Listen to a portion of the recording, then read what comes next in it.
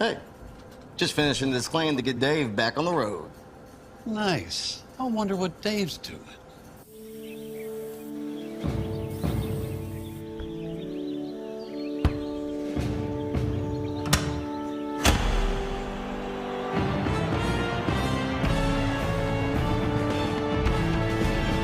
You do your thing. We've got you covered. All right, hello and welcome to the 271st episode of the Alfa Insurance Drive for the GHSA State Title. Today our featured guest is going to be Marist head coach Alan Chadwick. Probably about 12:40 he'll join us. They had a huge overtime win over Woodward Academy this week, a game that I was confident Marist could come out and win that, but they were considered an underdog, a big win nonetheless.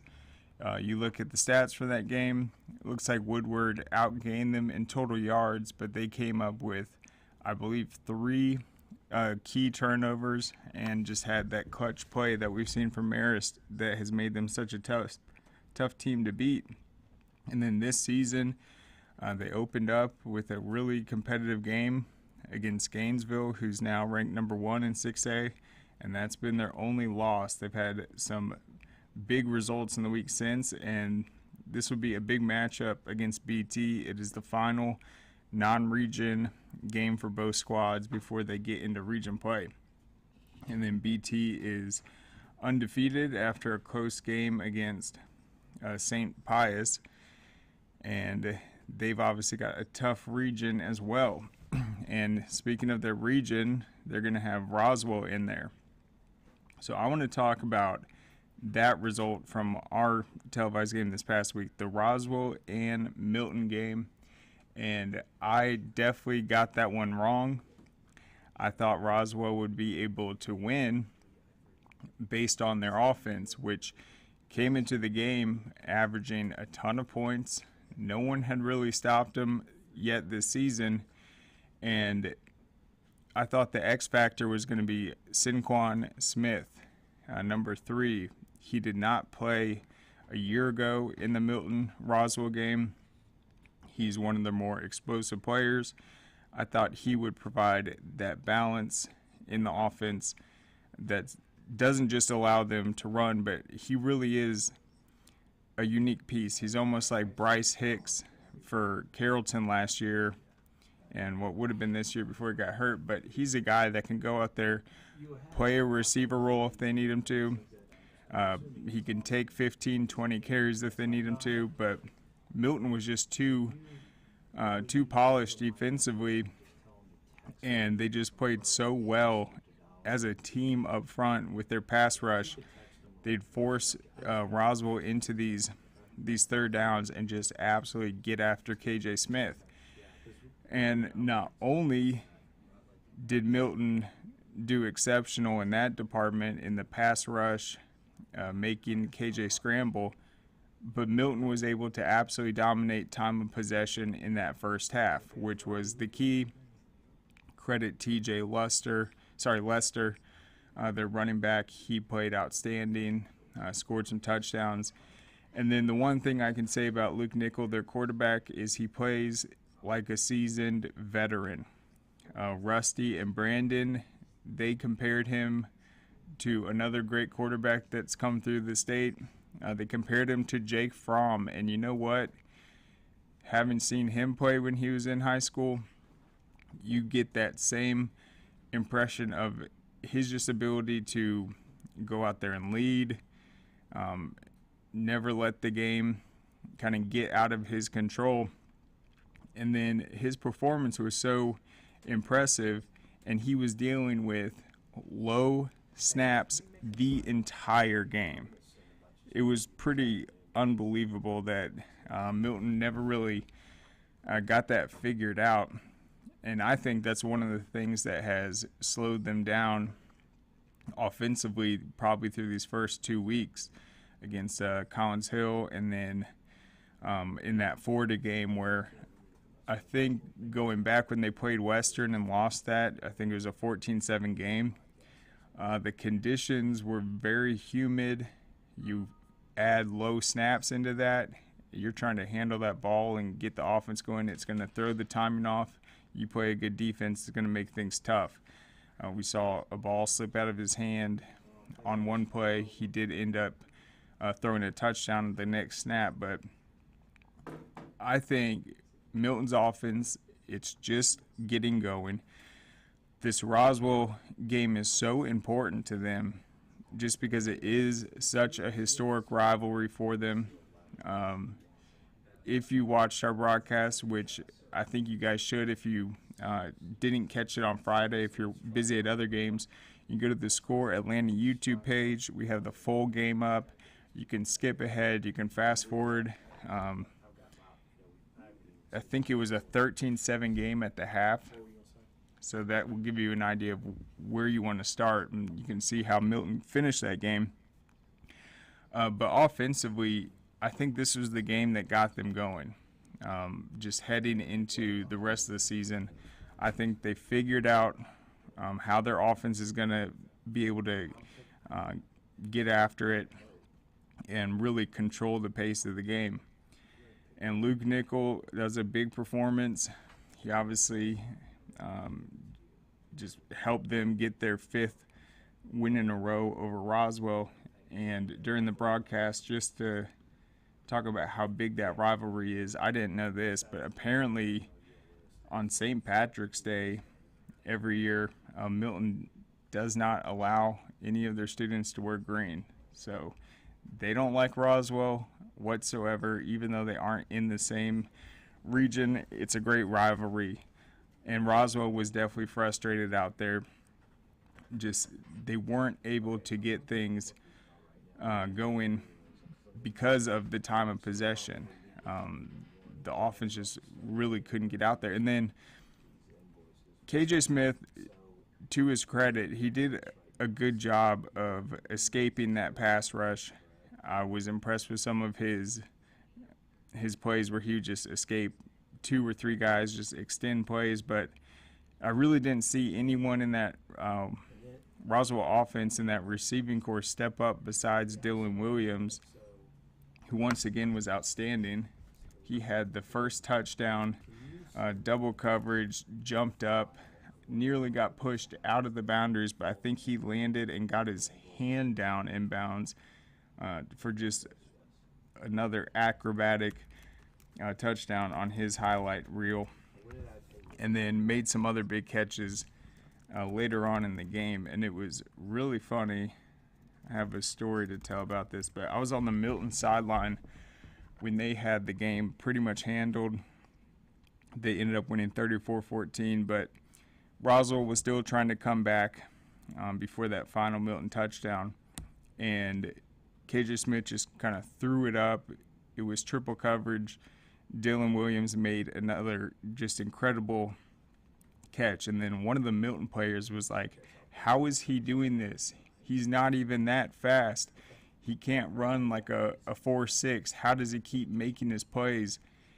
And it actually dawned on me that I think that's why he's so good, because he's not the fastest receiver, but I think the fact that he's not that fast, that's why he's able to track the ball so well and have that timing, because it's next level. Anytime he's got defenders all around him, he knows when to jump, position his body. And so even though he's not, he knows how to get open, but even on these plays where he's not open, he's still finding a way to make these catches.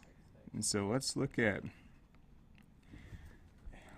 what his final stats were. And I also thought they should have thrown it to him even more, because I personally have never seen a moment where they throw it up to Dylan Williams and it gets intercepted. He's either going to catch it or it's going to get incomplete, or you're going to have a pass interference. And so I thought they should have taken some shots and maybe forced Milton to get a flag called.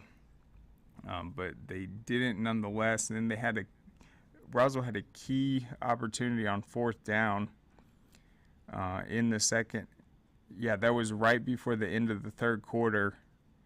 Nakai Davenport had a huge play. He absolutely trucked someone on the Milton defense, I think it was number 8, a really hyped up play, and then Roswell got close to the red zone, and it was 4th down, and KJ didn't even get a pass off. He was just scrambling around, but I would have liked to see him just throw it up to number 11 and see what happens. But overall, Milton looked like the better team. I'm still impressed with Roswell. They are definitely top 5 in my opinion. They have a chance in 6A. And then, okay, so Dylan finished 4 catches, 90 yards, and 2 touchdowns. So a great performance by him. In terms of running the ball, Roswell finished 144 yards on the ground, no touchdowns. Could not get past that incredible Milton defensive front. DeBron Gatlin, we mentioned Milton's offense hasn't put up a lot of points so far. DeBron Gatlin is a guy that's just as capable as any receiver to put up those big numbers, and I think this was his breakout performance this season. 6 catches, 80 yards, 2 touchdowns. Ryan G had a nice touchdown. It was a good heads-up play from Luke Nickel as well. He was surveying the field and ended up finding him for an easy 8-yard touchdown that put the game away. C.J. Wiley looked outstanding. 6 catches, 88 yards. Tristan Payne was involved. Mark Esley, don't forget about him. And then on the ground, T.J. Lester, 22 yards, 22 carries, 114 yards, and a touchdown. So the Milton offense is going slow start, a bye week, and now watch out for the Eagles. Let's see who they will play next.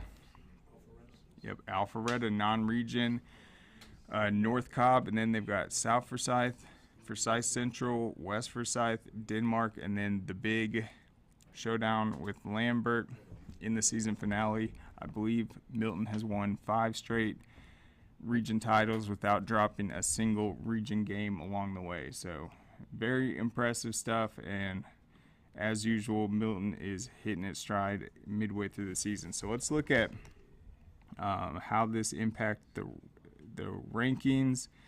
In my 7A, you still have Walton number 1, you got Buford 2, Colquitt 3, Carrollton 4, Mill Creek 5, Westlake 6, and then Milton at 7. You got Parkview at 8, Grayson 9, and Peachtree Ridge at 10. I am confident with that top 10 right there. In some other polls, I've seen Valdosta cracked a couple of them.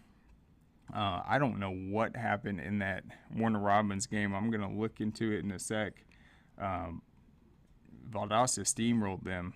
I don't know if there was a letdown after the big win over Northside, if Valdosta just out-competed them, but definitely an impressive result for them. In 6A, let's see. Yeah, BT joined the poll at number 10 after their undefeated start. Warner Robins dropped them down to 6 because I still am not sure about that game, kind of what happened. And then here's what I find interesting. A lot of these polls have Parkview very high, and they don't have Kell in the 5A. I mean, Parkview's a 7A team. They were a huge favorite in that game. I think Kell has figured itself out. Kamari Nix can play quarterback. He played quarterback for Sprayberry last year. This Bryce Clavin news, it wasn't something that was planned for at all. They kind of found out he was going to have this baseball opportunity right before, I think it was a week or 2 weeks before the season. He gets thrown in there for a scrimmage against Walton. Bryce comes out, plays in the Corky Kell, and then Kamari Nix is undefeated since then. He had some big throws in the first couple weeks. It looks like they were able to run the ball a little better. They absolutely dominated Sprayberry this last week.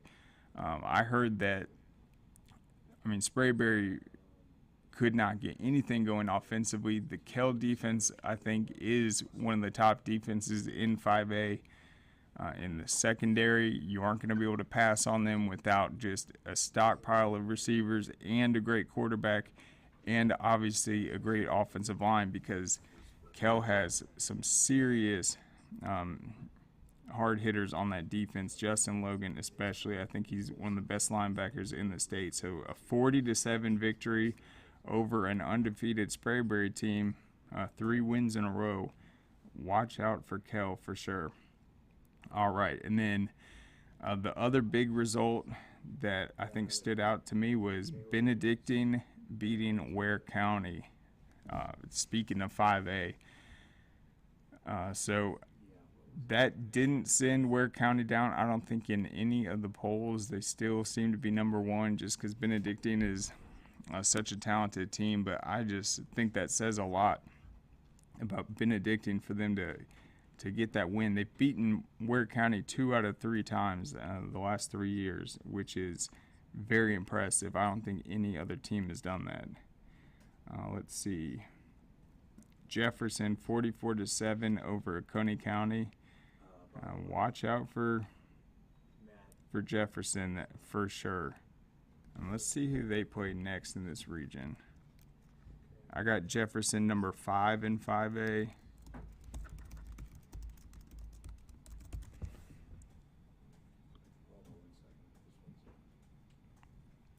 All right, they got Clark Central coming up. They'll have a bye, then Clark Central. Clark Central was undefeated and then just fell to Gainesville. Pretty competitive game. Gainesville ended up pulling away in the second half, and then a pretty favorable region for Jefferson. Winterboro, Flowery Branch, Loganville, Heritage, and Eastside. So right now, 4-0 start for Jefferson. Would not be surprised they can come out of the regular season unbeaten. Let's see. Some of the private school showdowns. Lovett getting their first win of the season over Pace Academy is absolutely huge. 27-14. And we saw a similar thing last year. Pace Academy came out really strong. I think they even ended up perhaps beating Holy Innocents, and then lost a heartbreaker in the region, and then that gave them a road playoff win. And I think they've lost in the first round every year since winning the state title in either 17 or 18. So they wanted to get that win against Lovett. Lovett was 0-2 heading into it, and that's just another tough loss for Pace Academy, a team that did beat Westminster this year, but they have certainly struggled, and that is not an easy region whatsoever. Especially you got teams like McDonough that have been just having great starts. They're 3-0 for the first time. They've got Terrell at quarterback, a 3-year starter. And so I think Pace Academy is a team that I'm expecting that they could have the talent to be a top 10 team, but they just have not been able to find the win column. Spalding in 4A, they're 4-0. They beat Dutchtown 41-27. This is their best start in a few seasons. And they've been, I'd say about them, they've had good starts to the year. The problem for them is once they get into the region, Perry has been the team to beat. They upset them 2 years ago, got absolutely steamrolled last year, so that's a big game on the horizon for sure. But other than that, the polls did not change too much. I will say about Peachtree Ridge, though, I said on Friday, because Najee woke me up on this, Peachtree Ridge is good this season. They are 100% going to be a state championship contender in the years to come. They are very young, and their start has been really impressive. A 40-14 win over Loganville last week, 46-0 win over Winterboro on Friday. 46-0. That was their point total heading into the fourth quarter running clock. Winterboro was an undefeated team. They're going to play Berkmar after this. a game they should win easily. Then they got Meadow Creek in their next region game. Meadow Creek has not been able to get it done so far this season. Offensively as well as defensively, they haven't won yet. And then the big games against North Gwinnett and Norcross. So you're going to hear about Peachtree Ridge. They have huge victories. They've been one of the most exciting teams. They're well coached with Coach Helmrich in his second year. They've got a great staff, playmakers all over, and they've been as good as anyone through these first 4 weeks. But let's go ahead. We'll reset and thank our sponsors. We'll be back on the other side.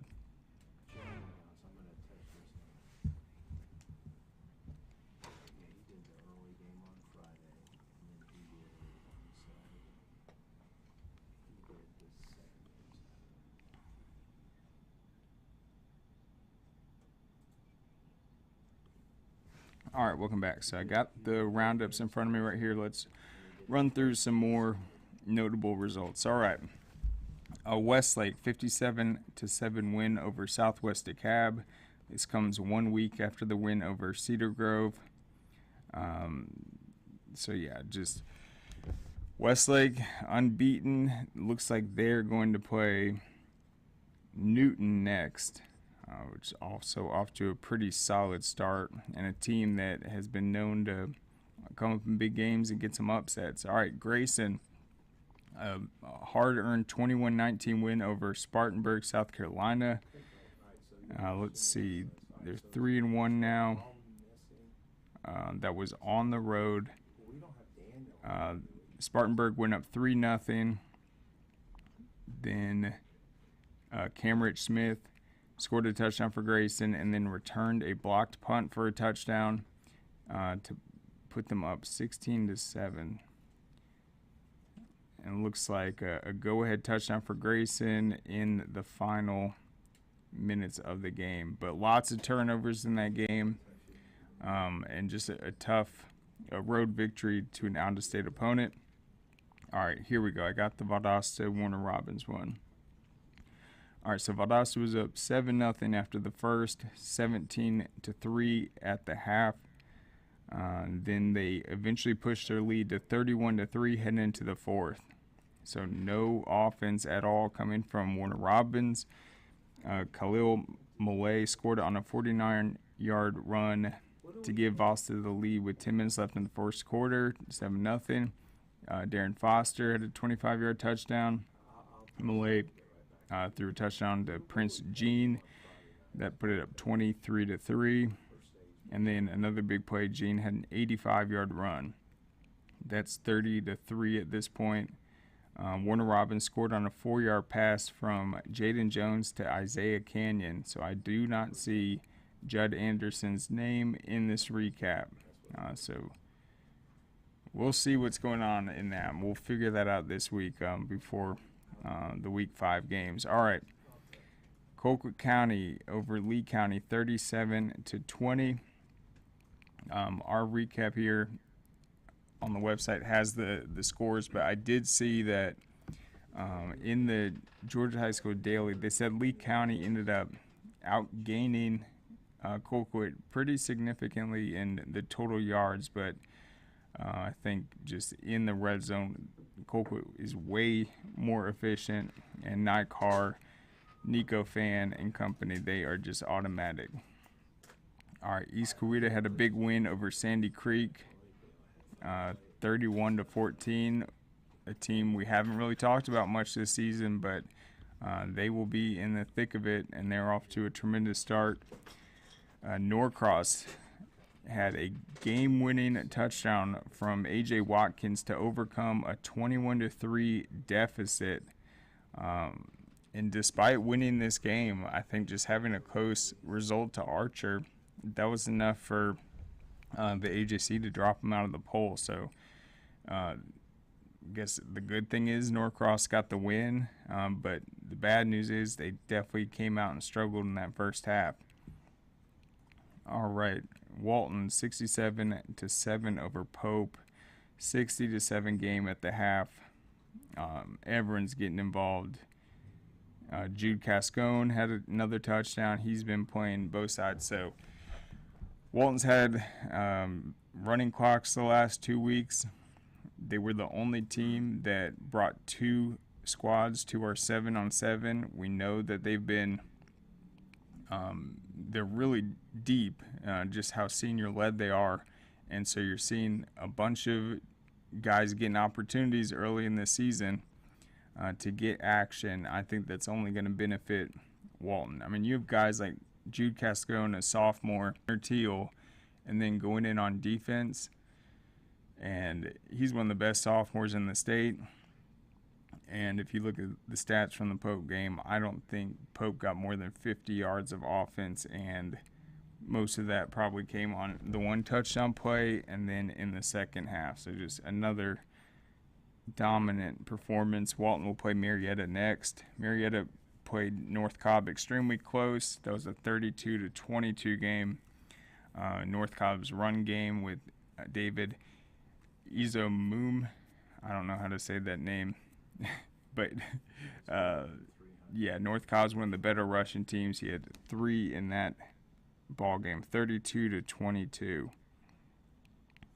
All right, in the Gainesville game we talked about, Gavin Hall, 47-yard touchdown run to get them going. Sky Niblett had a touchdown reception as well. John White, a field goal.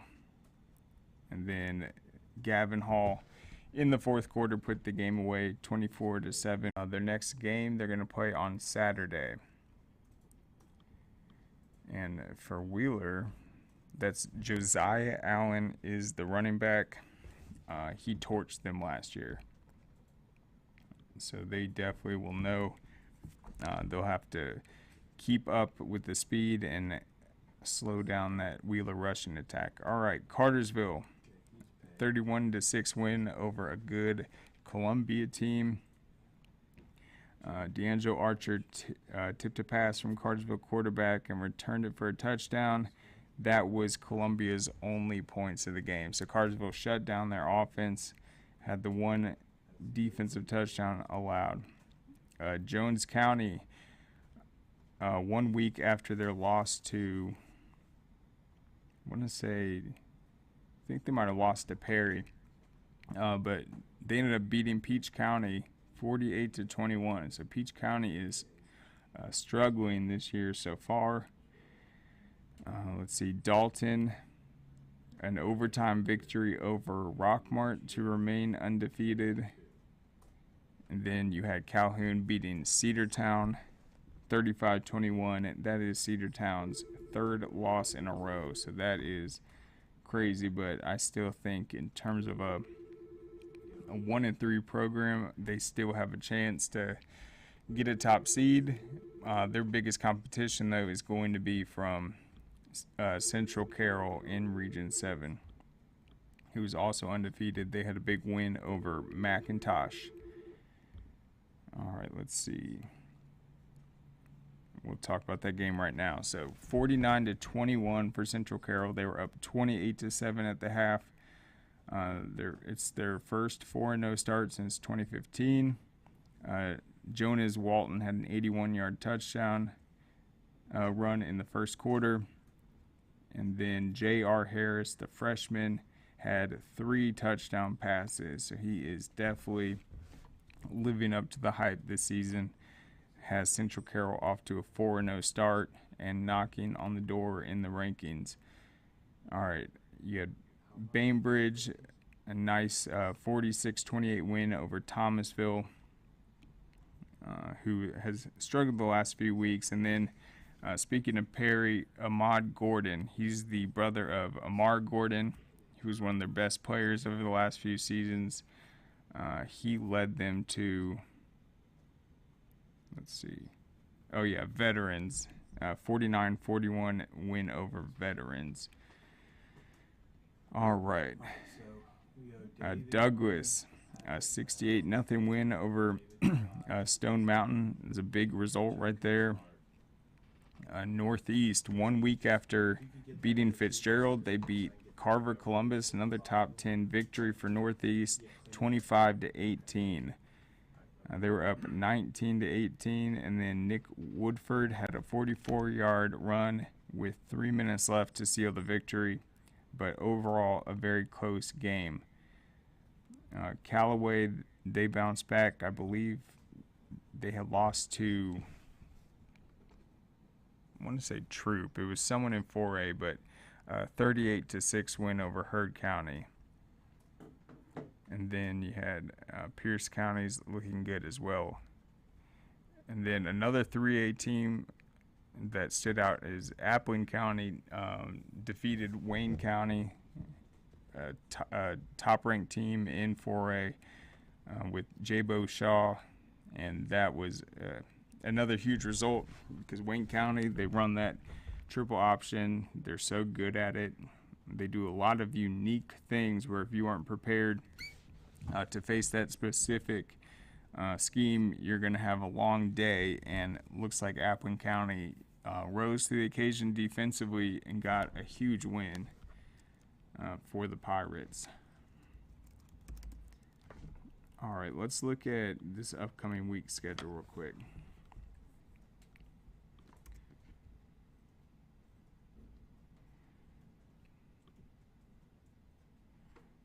All right. Trying to think the best way to do this.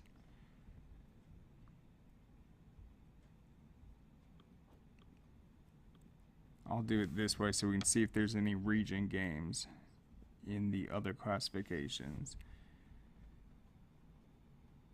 Well, I know off the hand, the big region game I think in 4A is going to be Madison County against North Oconee in Region 8. Madison County had a very close victory this last week. Think over Cherokee Bluff. But that's going to be a big test, and I think North Oconee has state championship talent this year. All right, in 7A this week, the big matchups. No region games in Region 1. You got Camden playing Somerset Academy, Forda, and then here's an interesting one, Lowndes against East Coweta. That was a great game last year, so that should be an interesting one. And then in Region 2, Carrollton plays Jenkins. We mentioned the Westlake Newton game. Pebblebrook, Denmark, good 7A showdown, and then Campbell against Hillgrove. It's not a region game, but that should be a good test. Campbell's coming off that loss to Miller Grove. All right, in Region 3, Harrison and North Paulding are both 4-0. Harrison will play Kennesaw Mountain, and then North Paulding will play Pope. I think both of those should be victories for them. And then Marietta, we mentioned, is at Walton. All right, in Region 5, Brookwood plays Carver Columbus. That should be interesting. Who did Carver play this last week?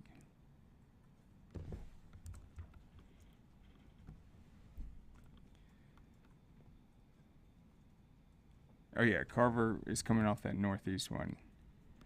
All right, I was making sure that was it. All right, so then Parkview plays St. Pius.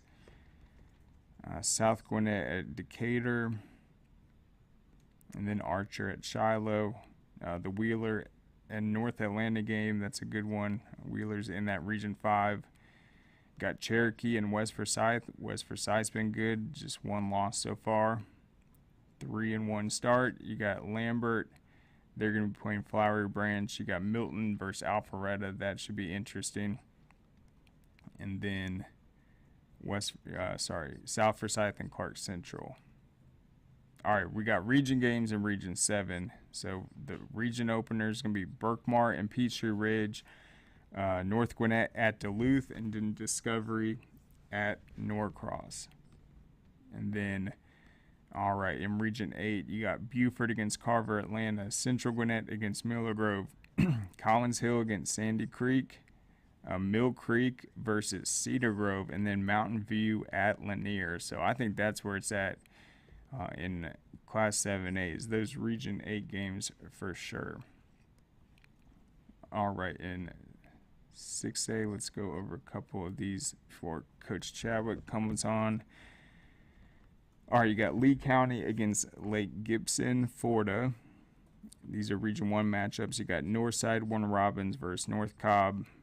Thomas County Central versus Brooks County. Tift County versus Thomasville. Another good matchup. Let's see, in Region 2, Brunswick versus Islands. Then, all right, region openers in Region 3. It's going to be Rockdale County at Lovejoy, Jonesboro at Forest Park. That is their biggest rival, but they have, I believe, won, 10 straight against them. Jonesboro had a bye last week, but they're coming off that big win over Dutchtown. Woodward Academy versus Morrow, and then Mundy's Mill against Alcovey, all region games. All right, Region 5 is also going to start. East Paulding picked up a region win last week, 44-7 over Paulding County. They'll play South Paulding this week. You got Douglas County against Alexander. Douglas County had the bye this last week. I think Aaron Gregory, was he at the Bama game? Yep. Respect. We'll see how that impacted his decision. Noonan and Paulding County, and then Hughes versus New Manchester. So we'll be watching Region 5 as they open. Region 6 opens as well. You got River Ridge against Woodstock, Allatoona versus Creekview, and Sequoia versus Etowah. I am going to be watching that Sequoia-Etowah one. Etowah is 4-0. They beat Centennial big 51-21 last week. And that's a good challenge for Sequoia and another rivalry for the Chiefs. All right. Obviously, Region 7, we got our big BT game against Marist. And then in Region 8, Gainesville will open up region play against Appalachia. And then North Forsyth will open up against Jackson County. So some good region games finally on the schedule after the non-region. And then in 5A, big region games, Dutchtown versus Warner Robins, Locust Grove versus Jones County, Union Grove versus Eagles Landing. We got Chapel Hill versus Mays, Lithia Springs versus Creekside, Tri-Cities versus Villa Rica, Banneker versus Maynard Jackson. And then one more in 5A, Wanderboro against Loganville. So just a handful, about 5 region games in 5A. In 4A, Trinity Christian against Riverdale, Whitewater versus Troop, Stars Mill versus LaGrange, Fayette County versus North Clayton. So region openers in Region 4. I think the big one to watch will be Stars Mill and LaGrange. Stars Mill missed the playoffs last year at 7-3. They know how important that region opener is going to be because every single one does count. All right, Pace Academy is going to play Woodland Stockbridge in region action on Thursday. They need that win after the Lovett lost, and then Lovett's going to play McDonough. That's a big game. It was a close one last year. Lovett did get the victory. And then Hampton against Stockbridge. And Hampton picked up their first region victory last week. And Stockbridge did as well with a win over Luella. Do we have Coach Chadwick ready? Nope. Did you hear anything, Graham? Did Chadwick ever get back to you? Oh. All right. All right, hold up one second. We're going to take a break real quick. I'll be back on the other side. What you doing? Hey, just finishing this claim to get Dave back on the road. Nice. I wonder what Dave's doing. Right.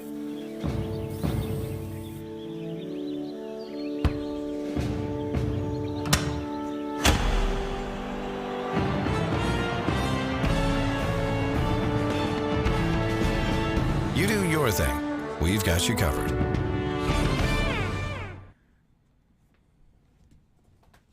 All right, welcome back. So I'm gonna get on both them on Wednesday, Coach Dudley and Coach Chadwick.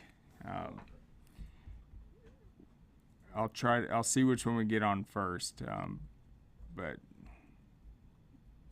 looks like there was a little confusion on that one, but we will figure that out.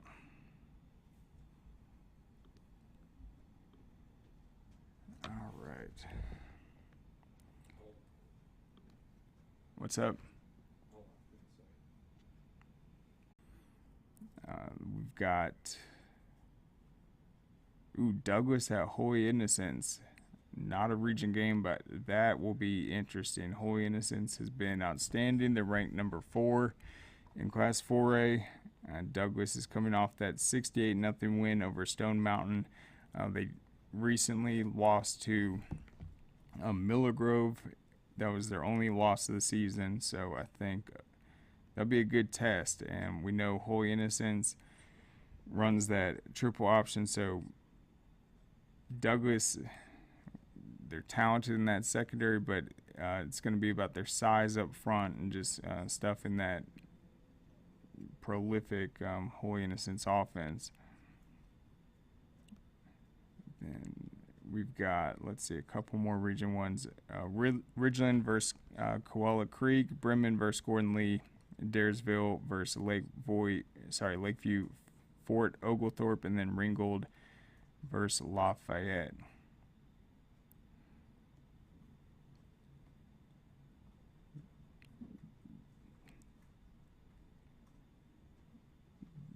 Okay, and then we don't have any region games in Region 8. I guess the top matchup, we got Stevens County at White County, Oconee County at, hosting Burke County, and then Hebron Christian at number 1 Benedictine.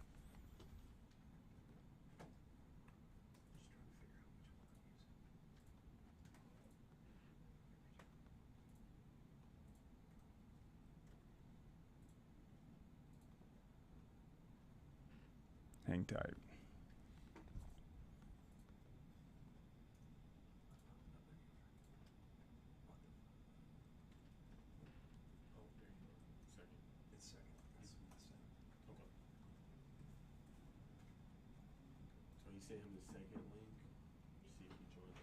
Okay.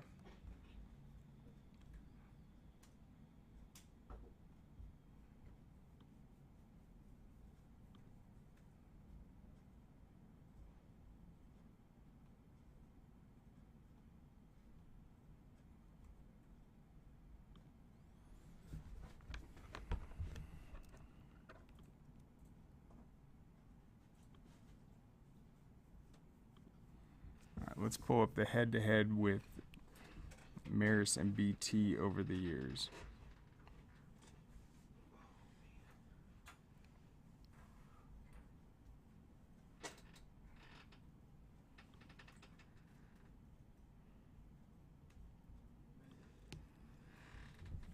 All right, so a year ago, Marist was ranked number 10. BT was number 2 at the time, and then Marist got the 21-17 victory. Let's see.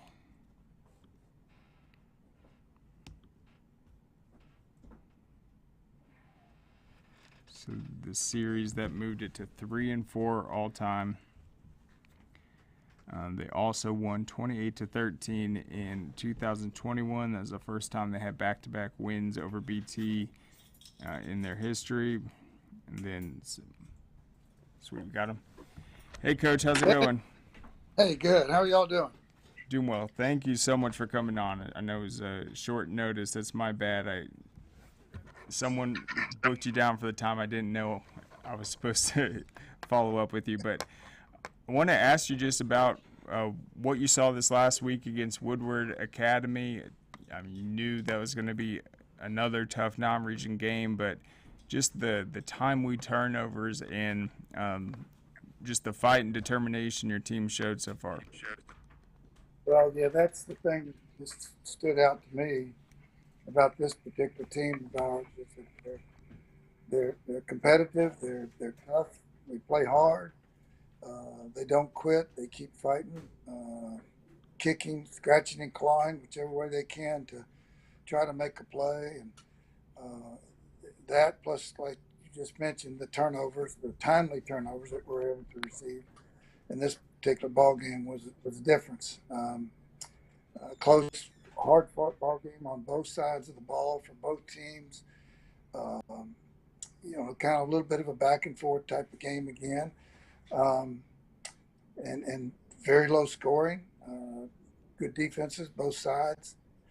He had to take advantage of your opportunities, and that's exactly what we did.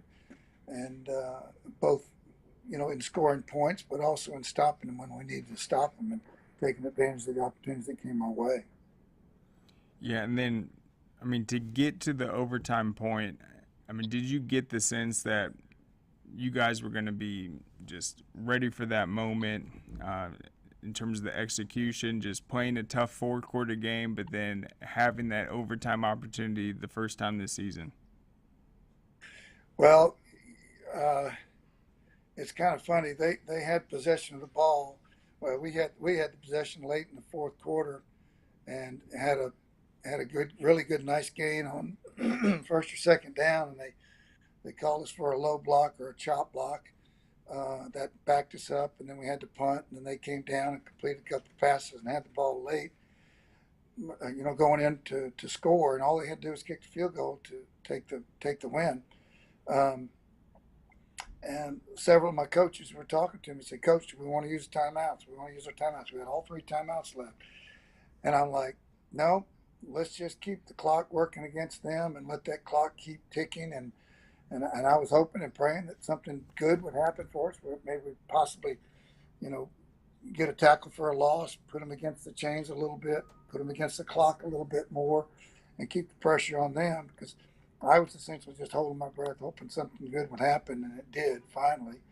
And we got the opportunity to stop them. And then in overtime, we got the ball first and just ran the fullback 3 or 4 times in a row and got in the end zone.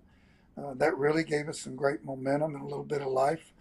And then we came up with a big fumble on their last play, or stopped them on their last play, and that was the big factor for us.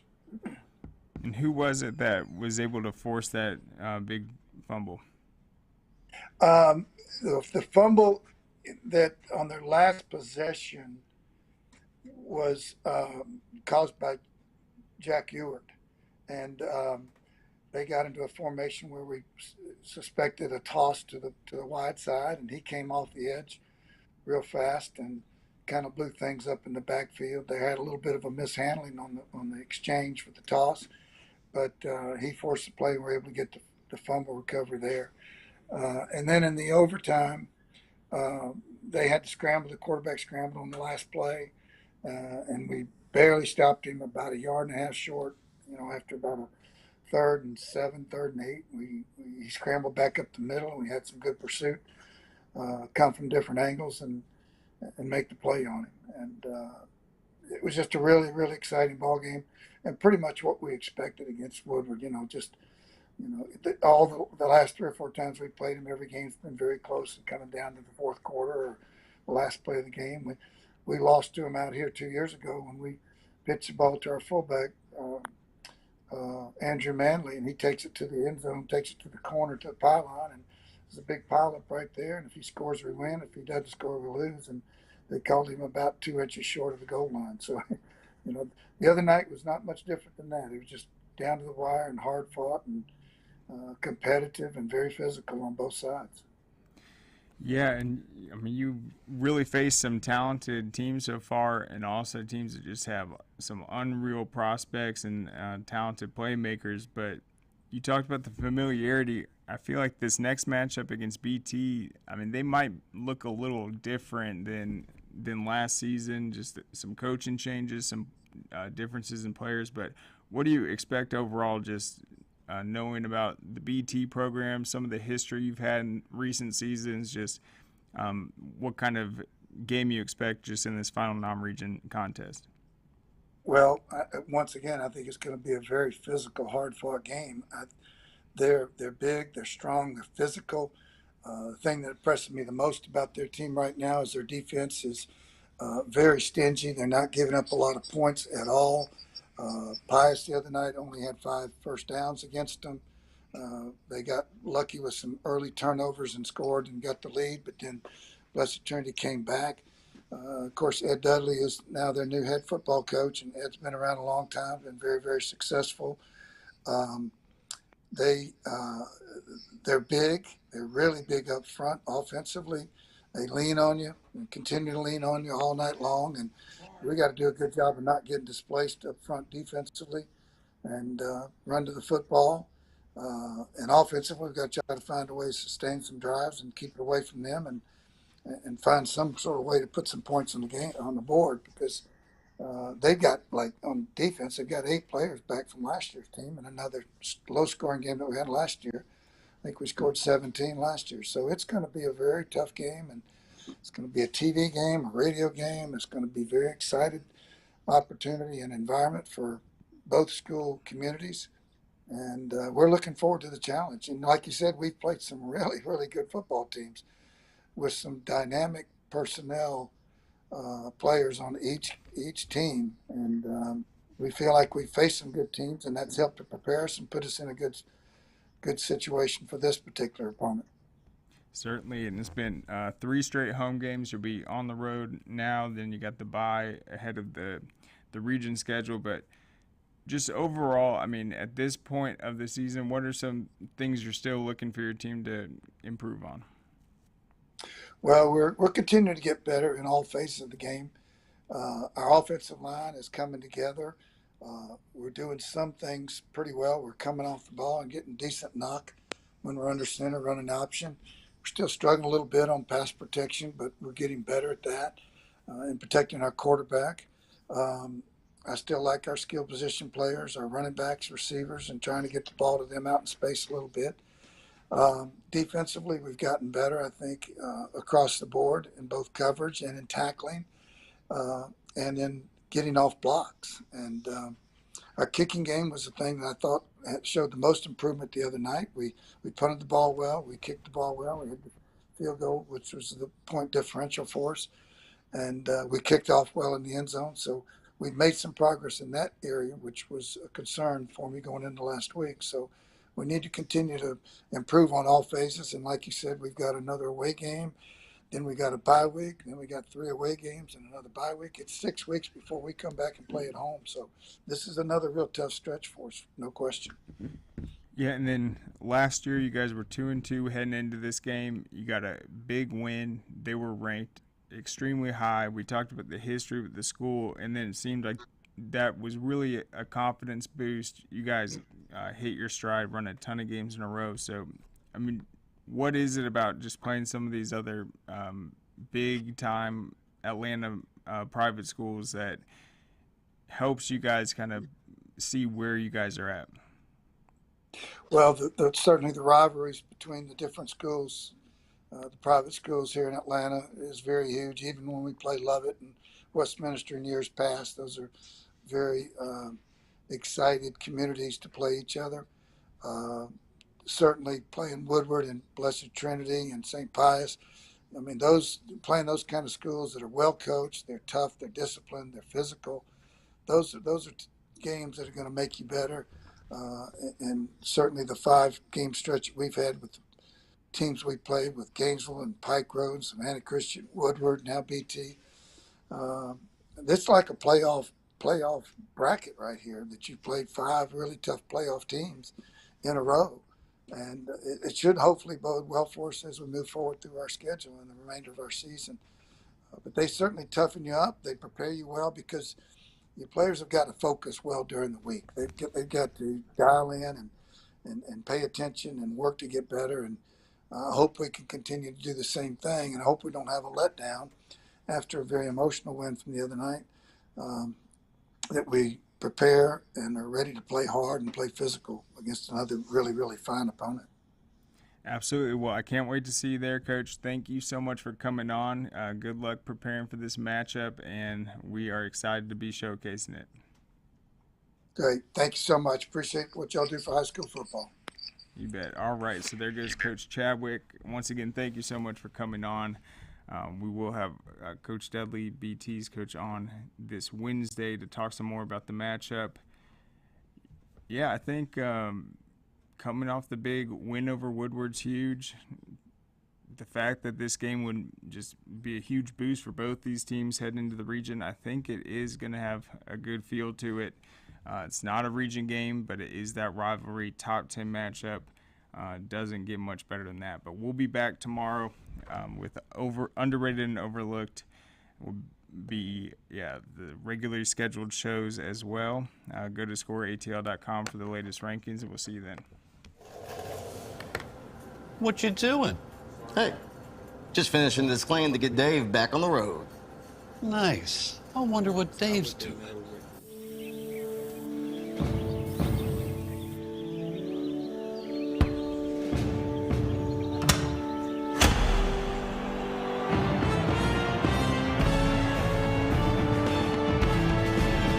You do your thing. We've got you covered. Hey, this guy's coming on at 12:20. I'm like, okay, cool. So, like, that's fine. I just didn't